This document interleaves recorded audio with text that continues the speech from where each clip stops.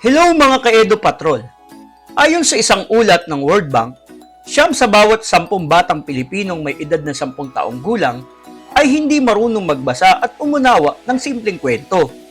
Maraming mga mag-aaral ang nahihirapan sa pagbabasa dahil sa iba't ibang salik na maaaring nakaapekto sa kanilang kakayanang matutunan at maintindihan ang binabasa. Narito ang ilan sa mga pangunahing dahilan. Una, kakulangan sa maagang pagtuturo. Kapag ang mga bata ay hindi sapat na nahahasa ang pagbabasa sa kanilang murang edad, magiging mahirap ang pag-unlad ng kanilang kakayanan habang tumatanda. Mahalagang ma-develop ang mga foundational skills gaya ng phonics, vocabulary, at comprehension mula sa murang edad. Ikalawa, limitadong access sa mga reading materials. Ang kakulangan ng access sa mga aklat, materyales sa pagbabasa, o mga bagay na nagbibigay suporta sa edukasyon ay nagiging sanhi ng hirap sa mga mag-aaral na makapag-practice at mapabuti ang kanilang kasanayan sa pagbabasa. Ikatlo, problema sa kalusugan. May mga mag-aaral na may mga kondisyon tulad ng dyslexia o iba pang learning disabilities na nagiging hadlang sa kanilang pagbabasa. Ang mga kondisyon na ito ay madalas na hindi agad natutukoy at naaaksyonan. Ikaapat, kulang sa motibasyon.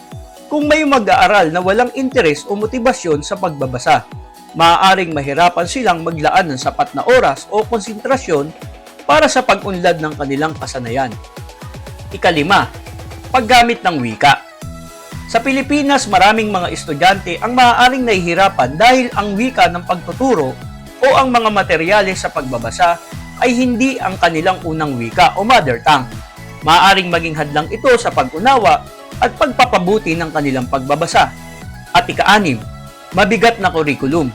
Kung minsan sobrang bilis o lawak ng mga aralin sa eskwelahan at ang dami ng kailangang basahin ay maaaring magdulot ng sobrang pressure sa mga mag-aaral na nagre-resulta sa pagkahuli sa kanilang pagbabasa.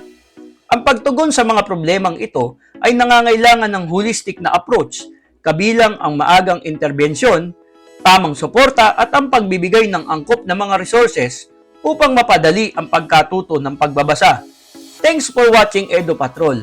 Please like and share.